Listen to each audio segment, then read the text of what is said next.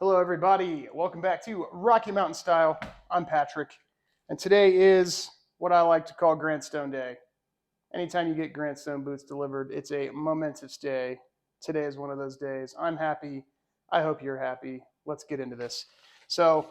Not too long ago, I reached out to Grantstone trying to see if there was any way that I could be associated with the brand in any way. I love the brand. As you guys know, if you've been following the channel for a while, I've got 4 different pairs of Grantstone products. I've got diesel boots. I've got 2 pairs of loafers. I actually wore the Storm Suede loafers tonight, and I have the Coast sneaker. I'm trying to get my wife into some Nora boots. Hopefully, we'll be doing that for Christmas or something. But I reached out and said, hey guys, just love to do anything I could for the brand. Grantstone was gracious enough and generous enough. They said, hey, you want to review some boots? You want to wear them for a while, do a 1-year review, 2-year review, X year review? And I said, absolutely. I was blown away by their generosity and just how good they were to work with. So if you guys have been involved with Grantstone at all, if you bought their stuff, you know that they are top-notch customer service, top-notch folks, and a top-notch company. So really can't say enough about them. And yeah, they have probably the coolest unboxing experience. So thank you for purchasing. And then of course the signature. Can we identify who that is? Mila? Looks like it says Mila. I don't know Mila.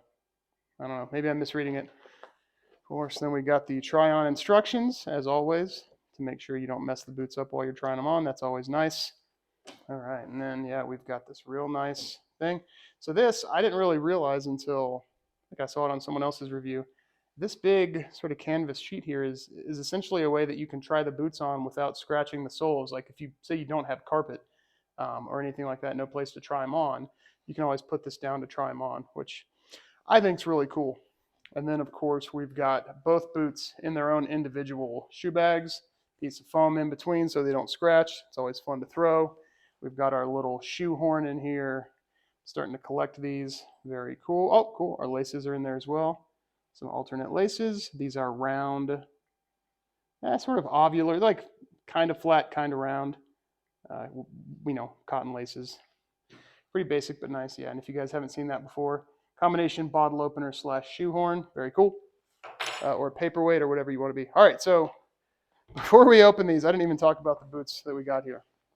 Dune Chromexcel, the brass boot. So I love Dune Chromexcel, also known as natural Chromexcel, Horween leather. You guys are probably all familiar with that.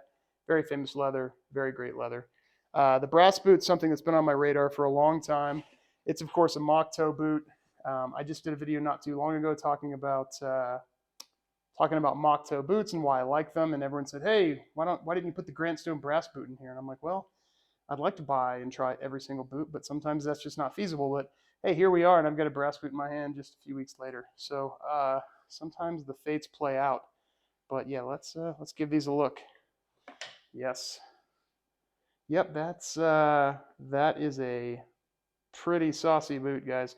One of the cool things about this, which as far as I can tell is unique of any other mock toe. So mock toes like the Alden Indy or my Parkhurst Niagaras I just got, they have the mock stitch or the mock affectation, up here on top. Clearly, it's not where you go from vertical to horizontal, because that would sort of be down here, right? It's further up on the top.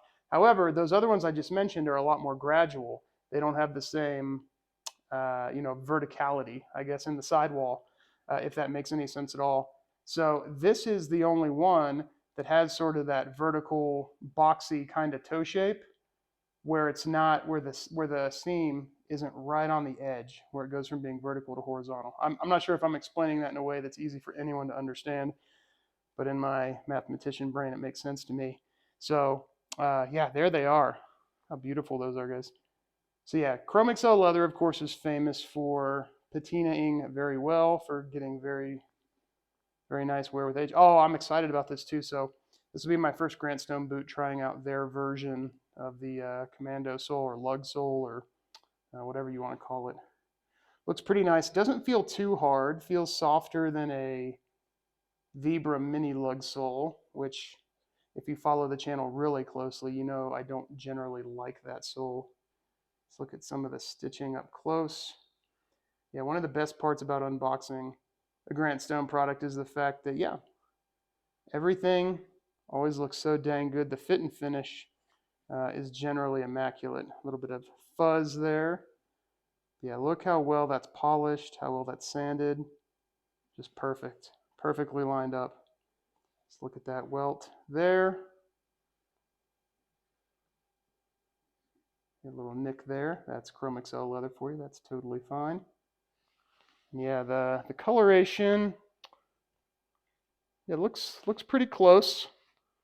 Sometimes I've heard that you can get, quarters that are, very obviously a different shade than the vamp or the toe box area, or the counter in the back.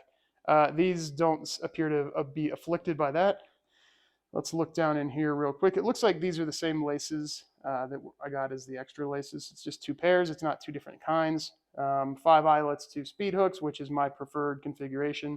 It's like that on the Thursday Captain, lots of other types of boots. 2, 3, 4, 5, 1, 2. For me, that's perfect. Grant Stone. And then we've got, of course, nice leather lining. We've got a little embossed there, made in Xiamen, China, in their wonderful factory there. All right, yeah, looks the lining on the inside looks like the standard Grant Stone boot. I know the light's not great here. Sorry about that. Okay, this is getting kind of long. Let's look at this other one real quick, and then we'll be on our way.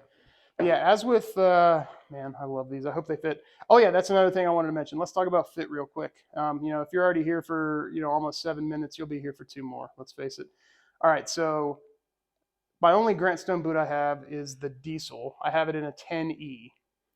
I got it in a 10E because at the time I thought a 10.5D would be the correct size. However, in the Navy Chromexcel, they did not have a 10.5D, so I got a 10E. It fits nice, but as it's broken in, it's a little wide in the toe box, the Diesel. So I wear it with thicker socks, and it's completely comfortable, completely fine. I have 0 complaints. I think this last, the Floyd last, as compared to the Leo last for the Diesel, is a little bit wider in the toe box. So I felt okay going down to a 10D from my 10E. So this is going to be a little bit smaller overall, at least relatively speaking, between the 2 lasts than a 10E would be, of course. But this particular last being slightly roomier, I'm thinking the 10D here should be about like a 10E in a Diesel. We'll see if I'm right. So actually, yeah, let's just go ahead and get them on the foot. I'm going to go ahead and cut it now, and we'll see if they fit. And the verdict is perfection. So this is a good example, everybody, of why you absolutely need to chat with the teams that work at these places if you're not exactly sure about your sizing. So a lot of people might say, oh, a 10E and a Diesel works. Go up to a 10.5D. Well, you know what? I just had a sneaking suspicion because of the way this was constructed that moving from a 10E down to a 10D was the correct thing to do. And it turns out it was. I mean, it's literally like a glove. I mean, especially with Chromexcel, which stretches a little. So I can feel it hugging just very gently right here. That'll bump out nicely for that part of my foot. I've got plenty of room to wiggle my toes. I mean, yeah, they fit great. I'm extremely happy. So let's get a top down. So the socks I'm wearing are a little bit thinner. So normally, here, I'm going to throw these down there. Normally when I'm wearing boots that are broken in, I wear something like that. That's a Smart Wool. I think they call it full cushion. Maybe it's light cushion. It's either the mid-range or one down from their mid-range as far as cushioning goes. I find it makes pretty much any boot more comfortable. Huge fan of those. I'm trying these on in these. These are Sodello socks. Bought them with a pair of Thursday boots probably, I don't know, a year and a half ago, something like that.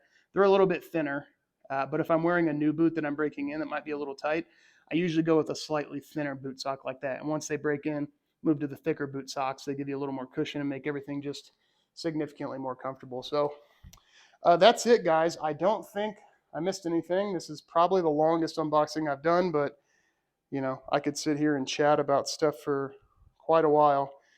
Very happy with these boots. I will be doing, obviously, a full review at some point in a few months after I've had a chance to wear them for a much longer time. But, look for pictures on Instagram.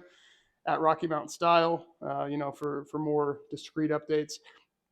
And then watch this channel for wear updates as we go, and I'll document how the leather changes and how everything, how everything's developing. So thanks so much for watching, everyone. Have a fantastic rest of your day.